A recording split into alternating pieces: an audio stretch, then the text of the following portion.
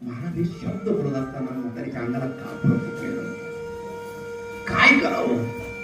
स्वामींचे चरण सोडून जाऊ नये. ही नाळ जोडती नाही का भगवंताची, नाळ फार वेगळी असते. आपण आयुष्यामध्ये प्रत्येक काही जण असे बी असता नसते की देव काय करायचा, आयुष्य आलेलं आहे फक्त मजा करायची, मस्ती करायची, खूप पैसा कमवायचा, खूप काही करायचं, कोणाशी गेलं नाही, गर्वात राहायचं, खूप कमवलं, पैसा कमवला, गाड्या घोड्या सर्व कमवलं, शिक्षण केलं, कधी त्या देवाजवळ गेले नाही.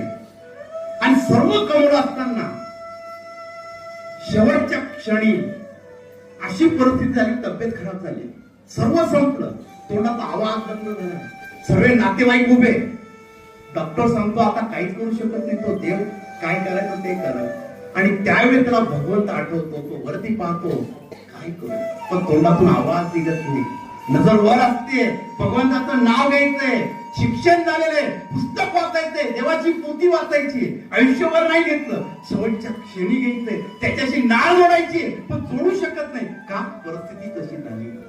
तेव्हाच मी नाळ जोडली असती तर आज ही परिस्थिती झाली नसती, मला सोडून जायची इच्छा झाली नसती, माझ्यासाठी तो देव धावून आला असता. म्हणून आयुष्यामध्ये एकदा तरी त्याच्याशी नाळ जोडा.